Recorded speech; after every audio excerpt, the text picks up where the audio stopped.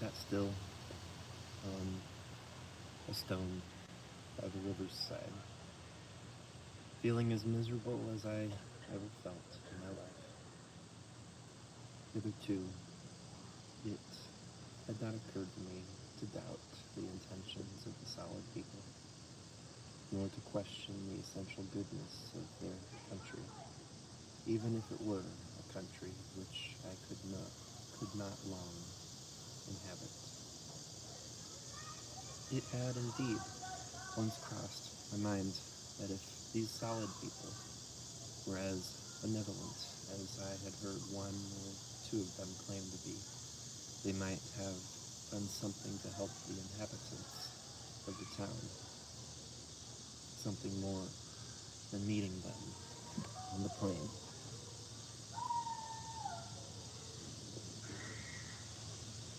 Now a terrible explanation came into mind. How if this whole trip were allowed the ghosts merely to mock them? How if this whole trip were allowed the ghosts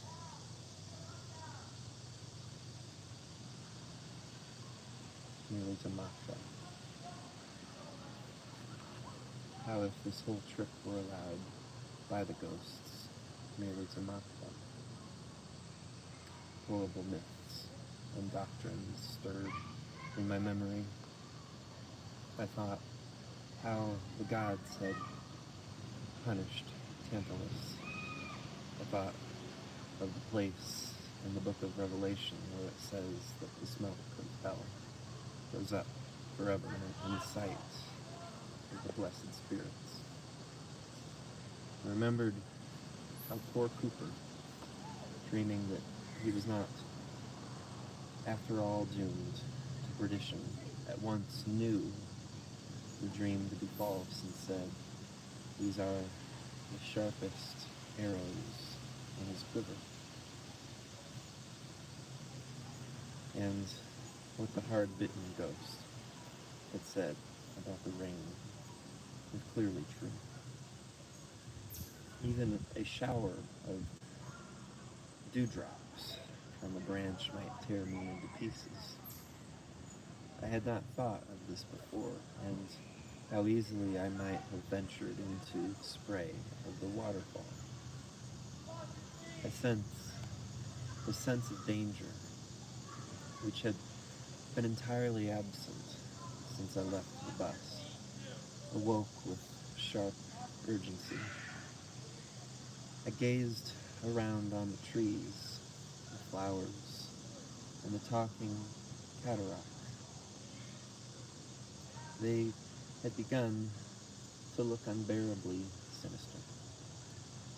Bright insects darted to and fro. If one of those were to fly into my face, would it not go right through me? If it settled on my head, would it crush me? Terror whispered, "This is no place for you." And I remembered also the lions.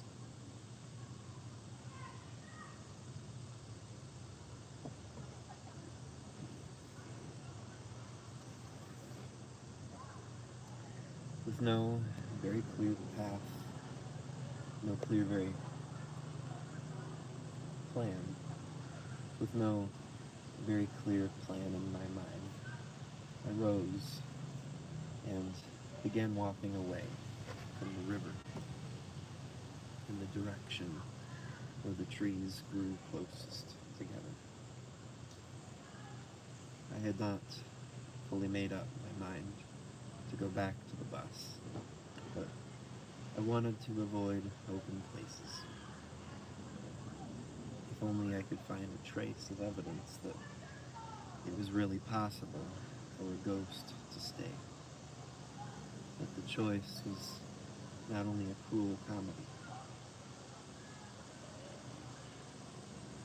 that the choice was not only a cruel comedy. I would not go back.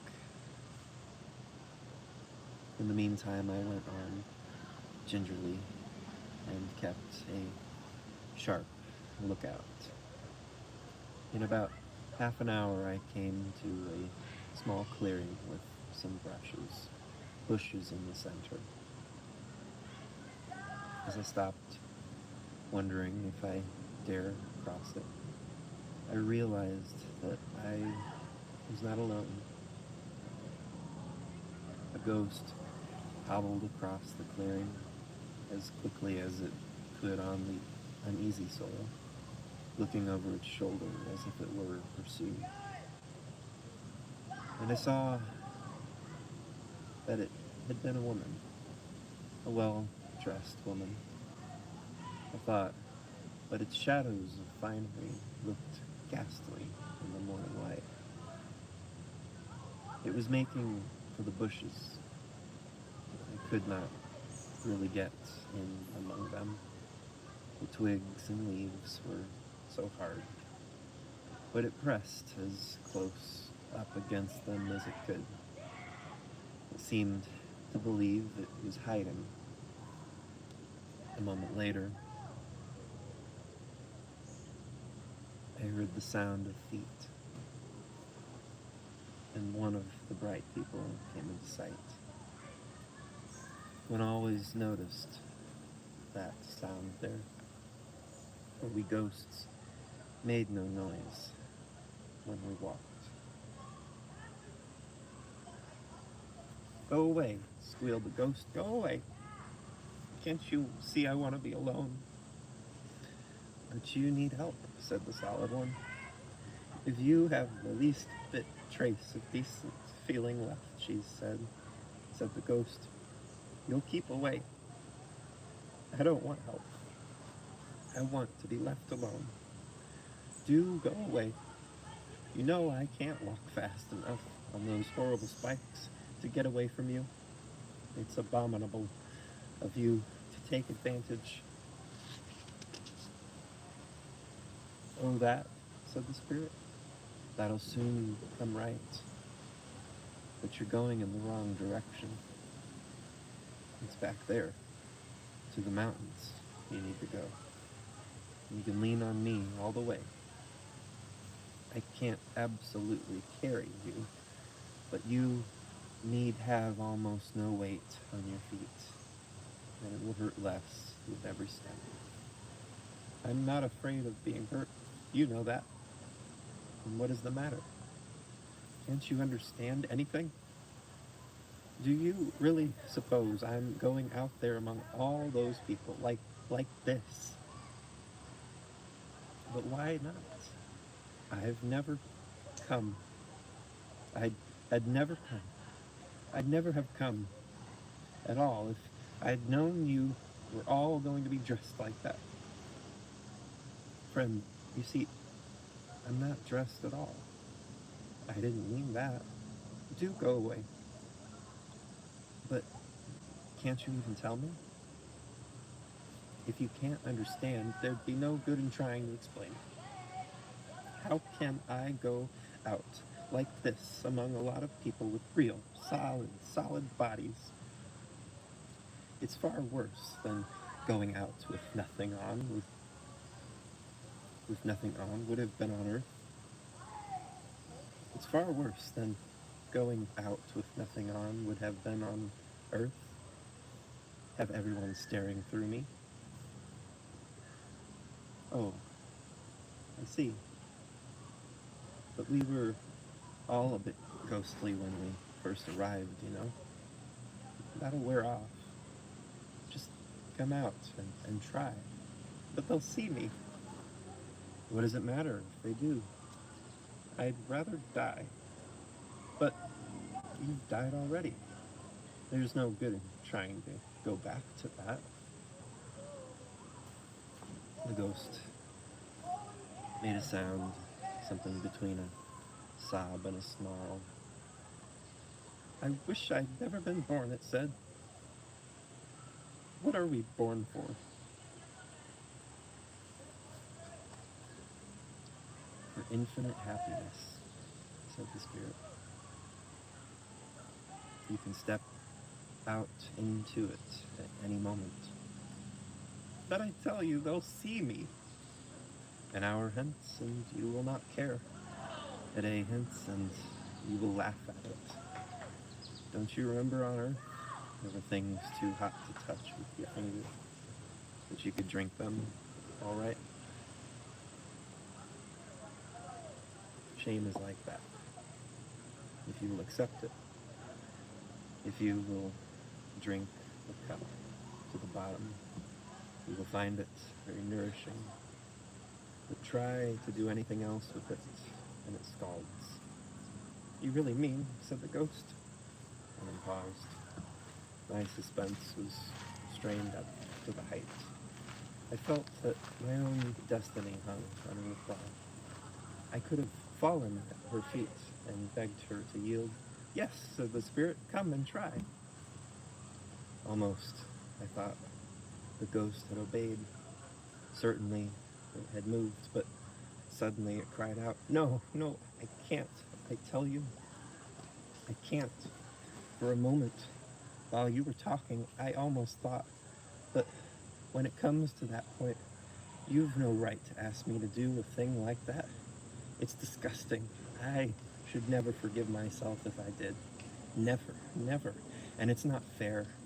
They ought to have warned us. I'd ought to never have come, and now, please go away. Friend, said the spirit, could you, only for a moment, fix your mind on something not yourself? I've already given you my answer, said the ghost, coldly, but still tearfully. Then only one expedient remains, said the spirit. And to my great surprise, he set a horn to his lips and blew. I put my hands over my ears. The earth seemed to shake. The whole wood trembled and tingled at the sound. I suppose there must have been a pause after that, though there seemed to be none, before I heard the thudding of hooves, far off at first, but already nearer before I had well identified it, and soon so near that I began to look about for some place of safety. Before I had found one of the danger